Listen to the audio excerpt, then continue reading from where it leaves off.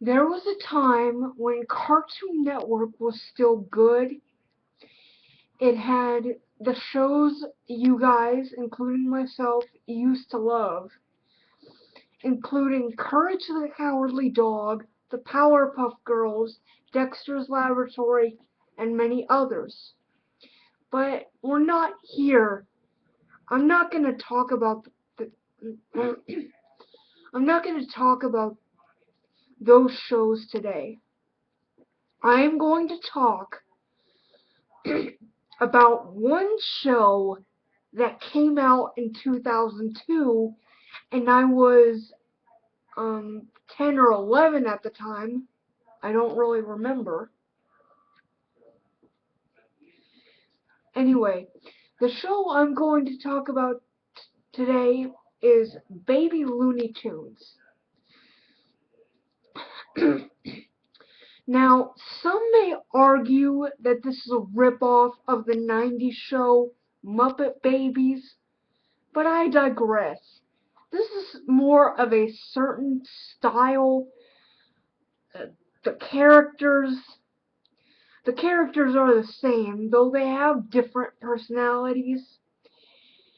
And while this show is geared towards very young children, I might add, it is enjoyable to some adults, namely myself and a lot of others. Alright, Baby Looney Tunes takes place where Bugs Bunny, Lola Bunny, the Tasmanian Devil, Sylvester the Cat, and Tweety all live together in one house as babies, and they're taking care of one of the classic and they're taken care of by one of the classic Looney Tunes characters, Granny. As I said, some may think this is a ripoff to Muppet Babies, but it's original in its own way. First, we have Bugs, who is the leader of the babies. Oh, and I forgot to mention Daffy, but we'll get to him later in this review, trust me.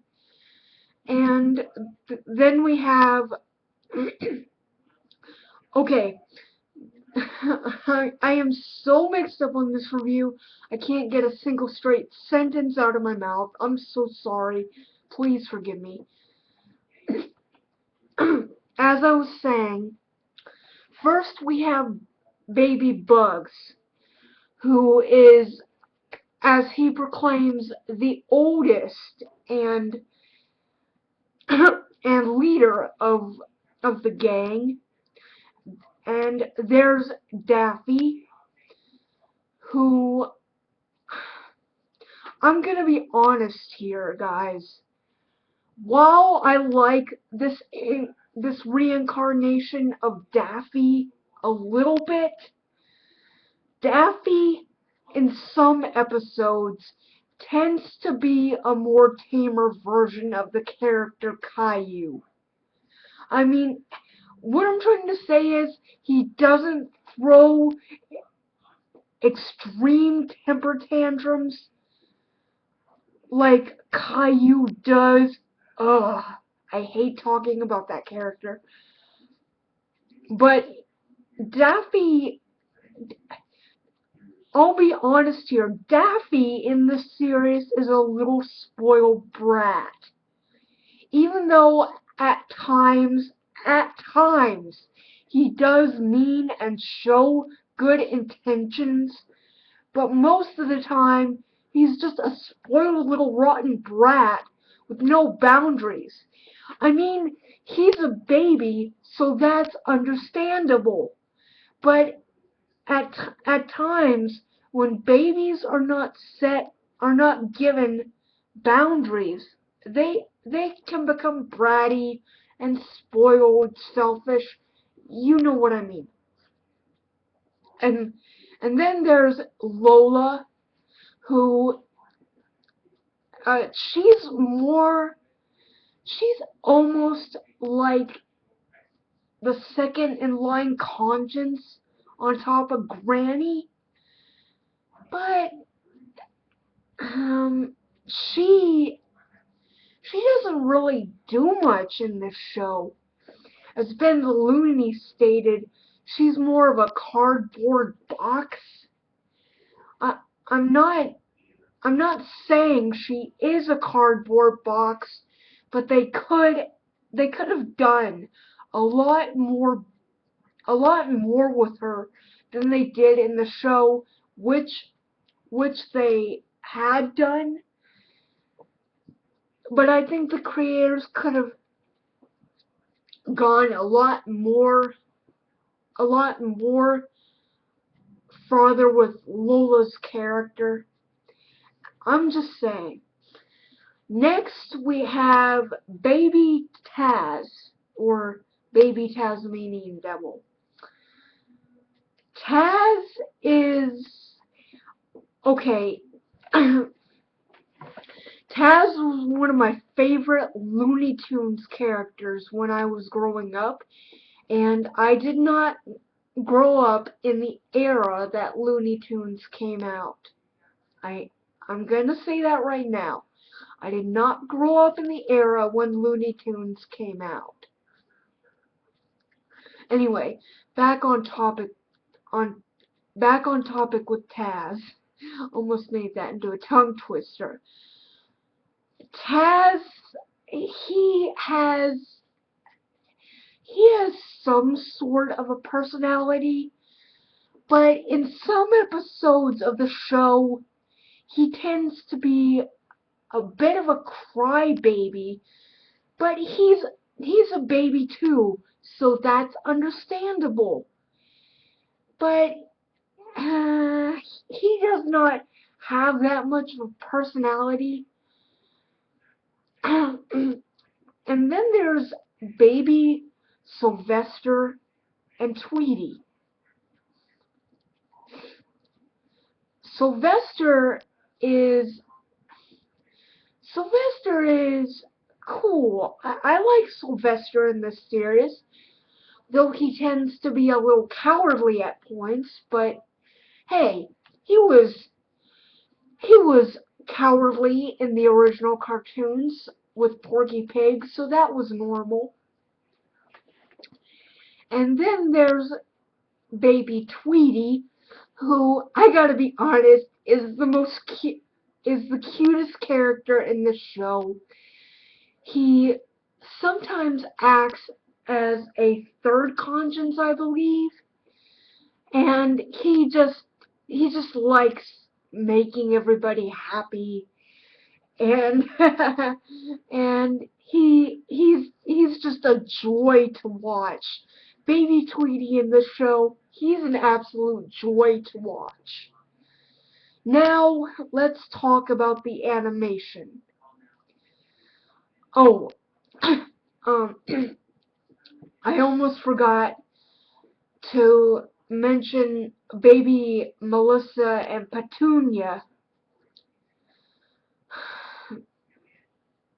In all honesty, guys, Petunia and Melissa don't really serve as much of a purpose to this series. I mean, most of the time, they are good in some episodes, but a lot of the time, they are just flat characters. They really are flat characters, and sometimes just dull. But at least the show was trying, okay? It had some flaws in it, but it was still good. Yeah, it was still good. And now, let's talk about the animation for real this time. The animation is really, really, really good. Warner Brothers really went all out to make sure that this was the beautiful Warner Brothers went all out to make sure that this was the most beautiful cartoon they had ever created. All the characters move fluently, their expressions are accurate, the coloring in the background is pretty. Everything in this show.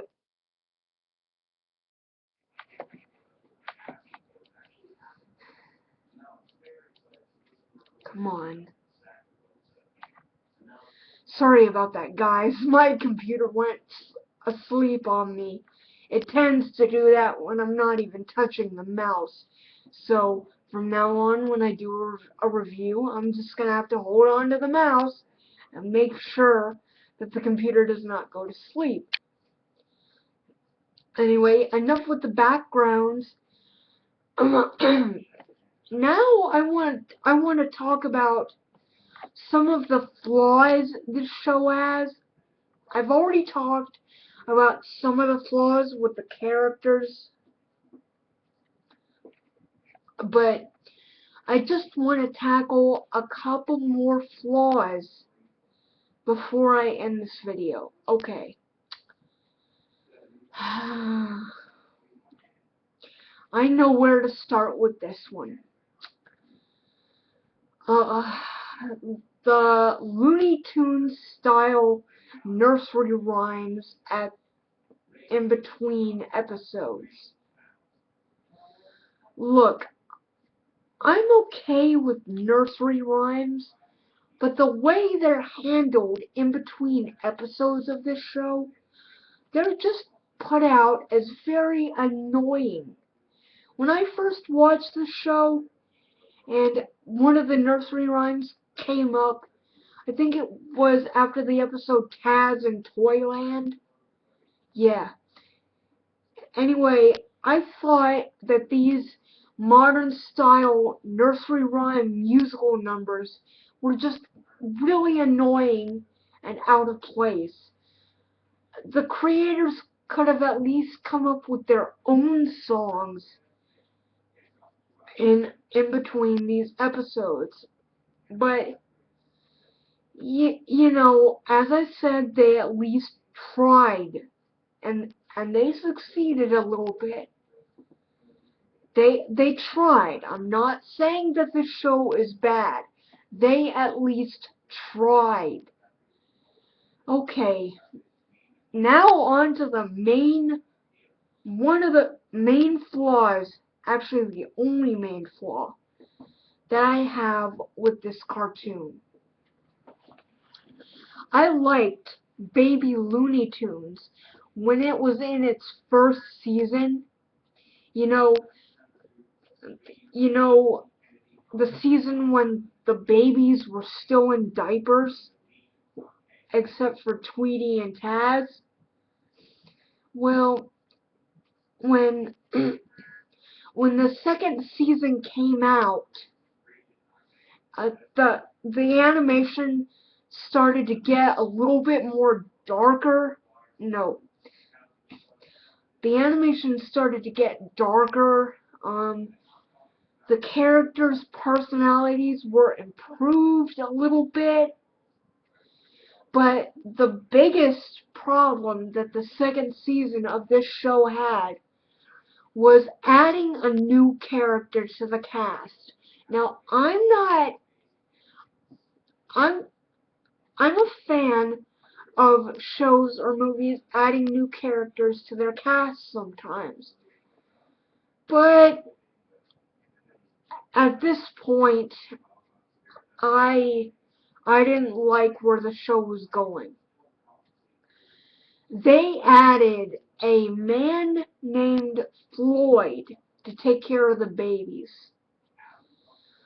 I really did not like Floyd. I think the show started, I'm going to be honest here, and this is all my opinion. The show started to get stale when Floyd was added to the cast. I mean, the episodes just weren't funny anymore. They weren't bright and colorful. They weren't vibrant. They weren't playful. nothing like that when Floyd was introduced. Floyd, I know he's supposed to be a handyman to Granny, but they could have at least given him a bit of a personality outside from taking care of the babies. They could have at least made him a lot more fun like Granny. I mean, Granny, when she was taking care of the babies, she was very fun with them. She was active, she was colorful, she was vibrant. Floyd, I'm sorry guys, Floyd is just a dull sandpaper-esque character. I really don't like this character at all. And it's just sad because once Baby Looney Tunes premiered on Cartoon Network, when I first saw it, I actually really liked it and continued to watch the show. Oh, and you guys might be thinking, oh, you're older, you shouldn't be watching shows like Baby Looney Tunes. Well, you know what? I may be an adult, but if I see something I want to watch from my childhood, I'm gonna watch it. You know, there's no law that says I can't have any nostalgic memories. Anyway, sorry about that, guys. I have itchy eye sockets. Anyway, this has been my review on Baby Looney Tunes. My verdict for Baby Looney Tunes would be a 6 out of 10 for at least it tried. Sure, the show is flawed, and there are some flaws in there, but it was a bright, vibrant show that was loads of fun, taught good lessons to children, and knew how to make the morals right. So as I said, I am giving Baby Looney Tunes a 6 out of 10. I hope you guys enjoyed this video, and another thing I want to point out before I end this, I I was planning to do a review on Spirit Stallion of the Cimarron, courtesy of my mother. I just got it today, and I was planning to do a review of it tonight, but I decided to do the review of Baby Looney Tunes instead. But I promise I will review this movie at some point. And yeah, I hope you guys have enjoyed this video, and I'll see you later. Bye.